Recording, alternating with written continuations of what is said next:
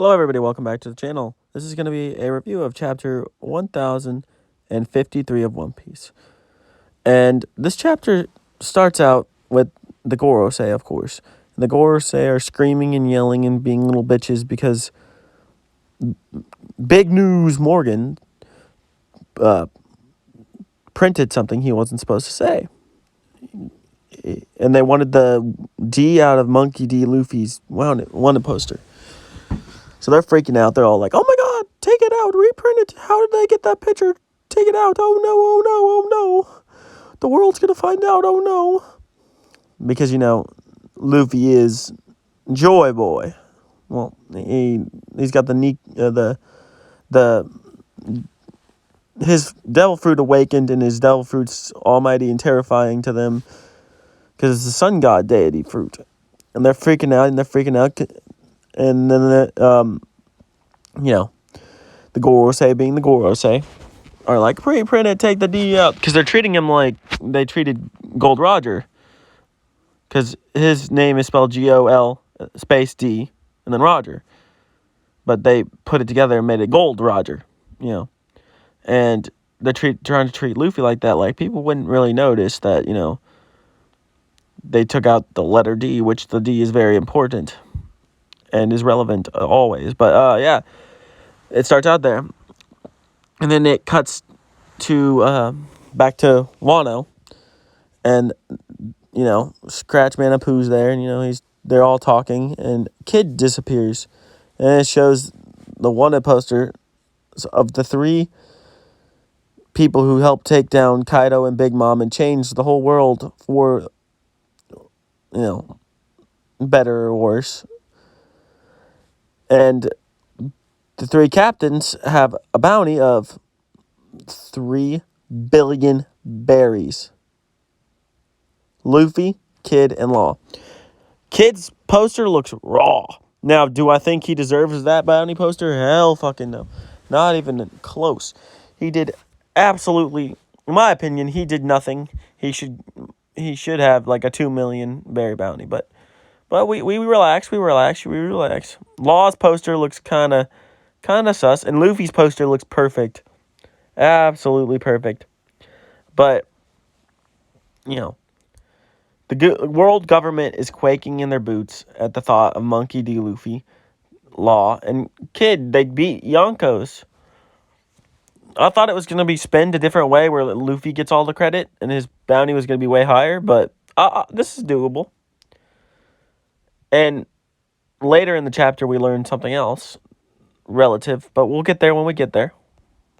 I also forgot to mention that Big News is talking, and he's like, the government was trying to spell their propaganda and how he is enjoying the stories that are coming out, and he's going to print them the way that he wants.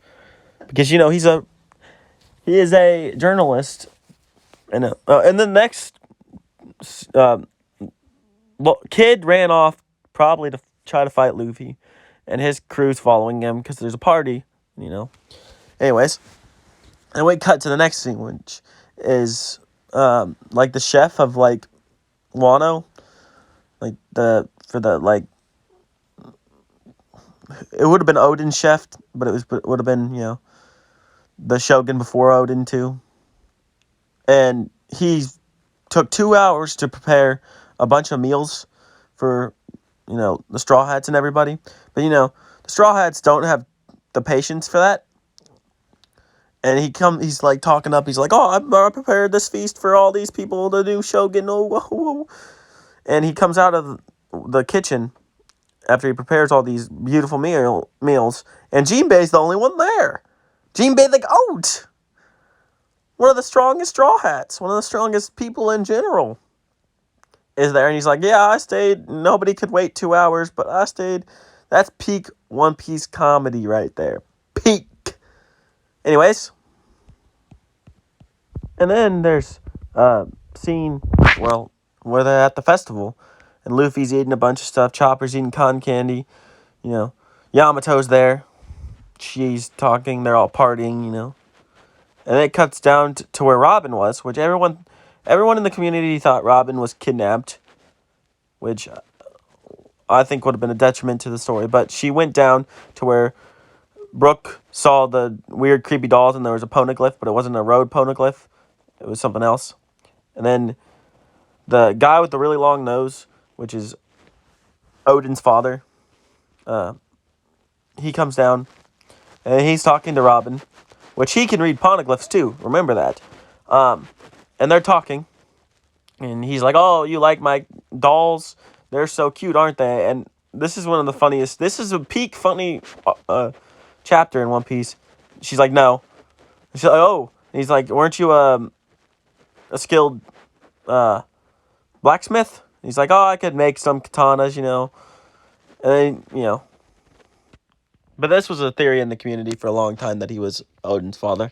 But he doesn't want to tell Momo that, he's his father or grandfather, because he was a disgraced shogun because he let Orochi take power,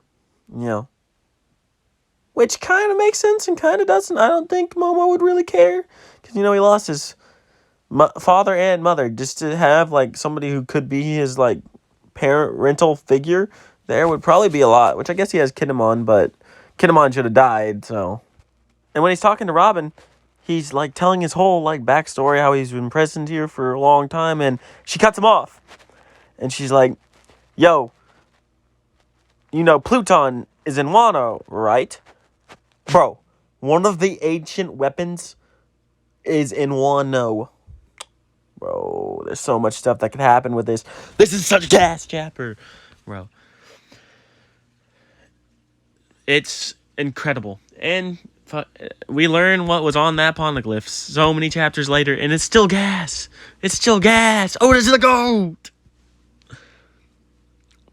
Because this is what was on the poneglyph in Alabasta.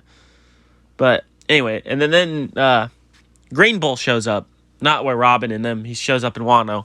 And he's bodied Queen and King. Bodied them. Bro, this man's raw, dude. I think he might be the strongest admiral of all time. Bro, this gives a lot of respect and, credibility to the people who say admirals are stronger. I'm still on, well, not stronger, but, in the same tier as, Yonko. I'm still in the tier. I don't think most of them are, but, bro, he's raw, dude. He's saying he's going to take in Luffy. He's got Luffy's, bounty poster in his hand, and he's talking shit about the booze. And he's got, plant roots everywhere, dude. He is raw. He is raw. And then it cuts back to where the party's happening. And Law is charging at... Or not Law. Kid is charging at Luffy. And he has the intent to kill Luffy because, it's Kid's thing where they don't get along and there's always a rivalry. And he jumps at him, and Luffy grabs him by the neck, and they're hugging and shit.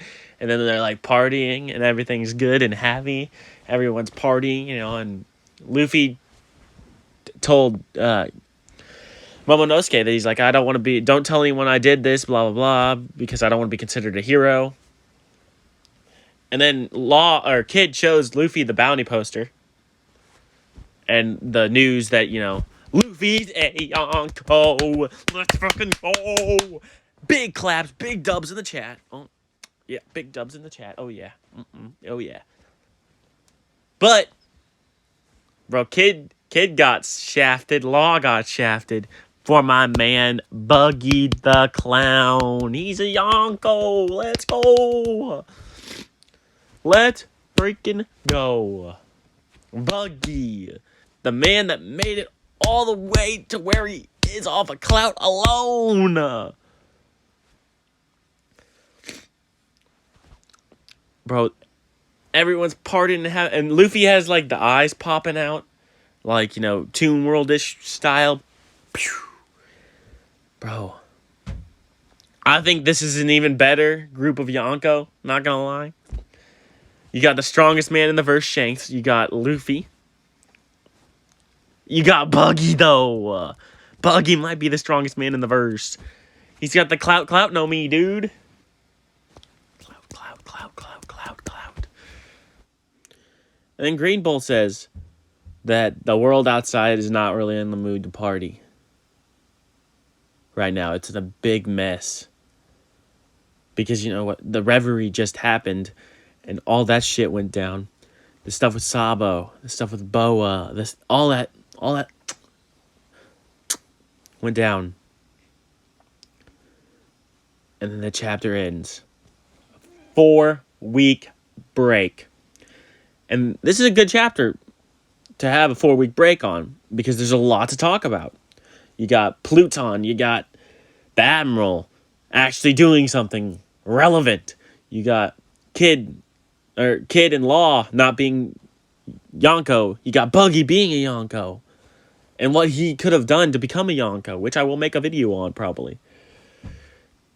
It's insane. It's insane.